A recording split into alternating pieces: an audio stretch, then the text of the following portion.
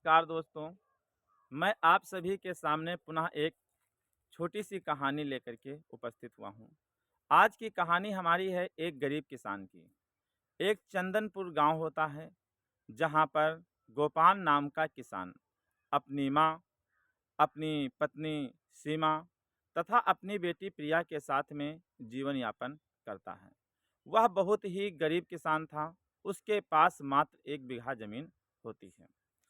और वह मंजूरी धतूरी करके अपना जीवन यापन करता है।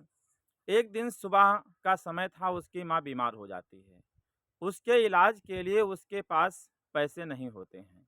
गाँव में कई लोगों से मदद माँगी, लेकिन कोई भी मदद करने के लिए तैयार नहीं हुआ। तो वह अपनी माँ के इलाज के लिए 1 बीघा जो ज़मीन थी, वह बेच देता है। फिर उसके बाद में उसके द्वारा जो पैसे मिले, तो उन पैसों से अपनी माँ का इलाज करवाता है। लेकिन 5-6 दिन के बाद माँ भी ईश्वर को प्यारी हो जाती है। अब तो इस गोपाल नाम का जो किसान है, इसके पास जीवन यापन के लिए अब ज़मीन तो बची नहीं, अब तो जीवन बहुत ही दुखमय हो गया। तो वो इधर-उधर मज़दूरी करता है।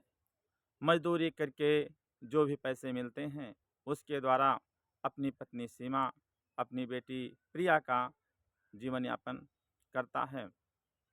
फिर उसके बाद में अपनी पत्नी से सलाह-मशविरा करता है और फिर उसके बाद में गाँव के एक ज़मींदार थे, ज़मींदार के वहाँ नौकरी कर लेता है। लेकिन जो ज़मींदार होता है, वो बहुत ही दुष्ट प्रवृत्ति का कह लीजिए, यानी कि जो है कड़क स्वभाव का होता है। और उसकी जो पत्नी सीमा होती है, वह भी उसी सेठ के वहाँ झाड़ू-पोछा का काम कर लेती है। उस गाँव में उस वर्ष ठंडक बहुत ही कड़ाके की पड़ रही होती है। इतना भयंकर ठंडक पड़ रहा था कि गाँव में जो लोग थे बहुत ही परेशान हो चुके थे। रातें और दिन बहुत ही कठिन हो गई थी। वह क्या करता है, उस ठंडक में जब सेठ के घर काम करने के लिए जाता है, थोड़ा लेट हो जाता है। जब वह सेठ देखता है तो इसके ऊपर इतना क्रोधित होता है और कहता है कि समय से तुम नहीं आते हो और तुम जो काम करते हो वह भी सही से नहीं होता है। ये बिल्कुल चलने वाला नहीं है। तुमको समय पर ध्यान देना होगा। अगर काम करना है तो सही से करो, वरना हम किसी दूसरे को रख लेंगे। लेकिन वह हाथ जोड़ कर के निवेदन करता है, कहता है सेठ जी ऐसा आप ना करें, मैं अगले दिन से मैं समय से आऊँगा। तब तक उसकी जो सेठ की जो पत्नी होती है, सेठानी आती है और वो देखती है कि इस प्रकार से नाराज़ हो रहे हैं सेठ, तो वो कहती है इस प्रकार से आप नाराज़ ना हों और फिर उसके बाद में इसको काम पर लगा दिया जाता है। उधर जो सीमा थी, अपनी बेटी से कहा कि बेटी अब तुम घर पर रहो कि मैं भी जो है सेठ के घर काम करने के लिए जाती हूँ। वह अपनी बेटी को घर पर रख कर के वह सेठ के घर पर काम करने के लिए वो चल देती है।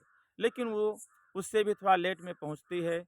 जब उस सेठ फिर सीमा नाम की जो स्त्री है उसको जब देखता है तो बहुत ही गुस्सा होता है। लेकिन फिर जो सेठानी होती हैं घर के काम-धाम समझा कर के उसको काम पर लगा देती है। धीरे-धीरे शाम हो जाती है, सीमा अपने घर चली जाती है वापस।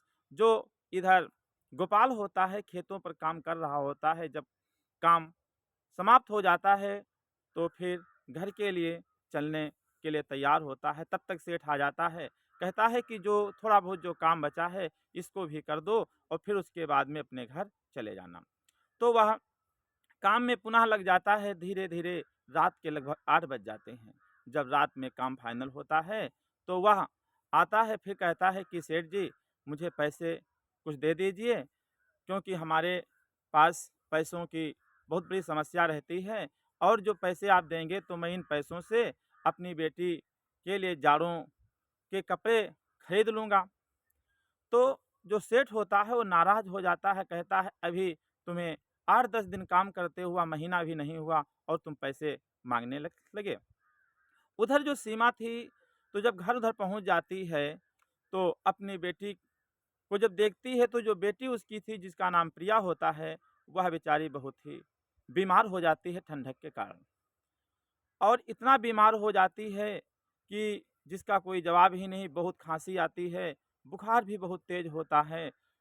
और इधर फिर उसके बाद में जब इधर किसान अपने घर पर पहुँचता है जिसका नाम गोपाल होता है, जब अपनी बेटी की हालत को देखता है, बहुत ही बेचारा चिंतित हो जाता है।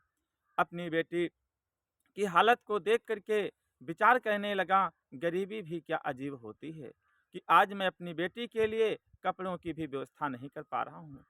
अपनी पत्नी सीमा से कहता है कि तुम चिंता ना करो, मैं अभी डॉक्टर साहब को जा कर के बुला कर के लाता हूँ। गाँव से थोड़ी दूर पर एक शहर था, उस शहर के जो डॉक्टर थे, बहुत ही मशहूर डॉक्टर थे, उनके वहाँ जाता है। लेकिन उस दिन एक समय का चक्र देखिए कि उस दिन डॉक्टर भी उसको नहीं मिले, डॉक्टर कहीं बाहर जा चुके थे। और इधर ठंडक भी बहुत ही कड़ाके की पड़ रही थी। धीरे-धीरे क्या होता है कि बादल भी छा जाते हैं और बारिश होने लगती है। लेकिन वह जो है बारिश को सहन करते हुए डॉक्टर के पास गया और फिर डॉक्टर के वहाँ से जब वापस आता है तो ये भी बहुत ही बेचारा ठंडक से परेशान हो चुका था क्योंकि पानी बहुत ज़ोर गिर रहा था। इधर जो प्रिया जो होती है वो भी बेचारी बहुत ही ज़्यादा बीमार हो चुकी थी। धीरे-धीरे ऐसा हुआ कि उसकी धीरे-धीरे आँखें भी बंद होने लगी और अंतोगत ये हुआ कि उसकी सदैव के लिए आँखें बंद हो जाती हैं। जो सीमा होती है अपनी बेटी को देख कर के बहुत ज़ोर-ज़ोर से रोने लगती है, विलाप करने लगती है, लेकिन रात हो चुकी थी और ठंडक भी बहुत भयानक पड़ रही थी, बारिश भी हो रही थी, जिसके कारण पड़ोसी भी कोई नहीं आ पा रहे थे। और जब गोपाल घर पहुँचता है, तो देखता है कि हमारी जो पत्नी है, बहुत ज़ोर-ज़ोर से रो रही है, तो उसका दिल एक प्रकार से फट जाता है। घर के अंदर जा कर के देखता है कि जो बेटी थी, उसकी आँखें बंद हो चुकी हैं। अपनी पत्नी सीमा से पूछती है, "क्या हुआ? क्यों इतना रो रही हो?" तो कहती है कि, "क्या बताएँ, अब हमारी बेटी हमको छोड़ कर के चली गई है।" और वह भी जो है वहाँ पर फूट-फूट कर के रोने लगता है। इस प्रकार से दोनों वहाँ पर फूट-फूट कर के रोते हैं और फिर वो किसान कहता है कि देखो, क्या गरीबी भी अजीब प्रकार की होती है कि आज गरीबी के कारण मैं अपनी बेटी के लिए कपड़े नहीं खरीद पाया और डॉक्टर के वहाँ गया, डॉक्टर भी नहीं मिले और जो है सही से मैं इलाज भी नहीं करवा सका। क्या गरीबी भी अजीब होती है। अब दोनों जो किसान जो गोपाल किसान होता है, जो उसकी पत्नी सीमा होती है, वो एक-दूसरे को लिपट कर के रोने लगते हैं। ठंडक भी भयानक थी। धीरे-धीरे, रोते-रोते ये होता है कि दोनों भी एक प्रकार से ठंड के मारे सिकुड़ गए थे। वो भी ईश्वर को प्यारे हो जाते हैं। जब सुबह होती है कि पड़ोस के जो लोग थे, वो आते हैं देखने के लिए और जो उनके साथ में काम करते थे लोग, वो भी आते हैं कि चल के गोपाल को बुला लें, आज थोड़ा जल्दी चलेंगे, नहीं तो सेठ जो है नाराज़ होगा। लेकिन वो आकर के देखते हैं, तो जो प्रिया थी, वो भी मर चुकी थी और जो गोपाल और सीमा थे, ये दोनों भी मर चुके थे। तो दोस्तों, गरीबी भी क्या अजीब होती है।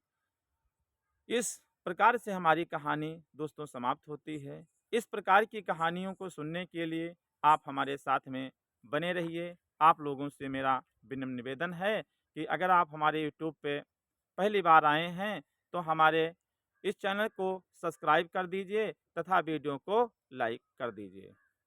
नमस्कार दोस्तों।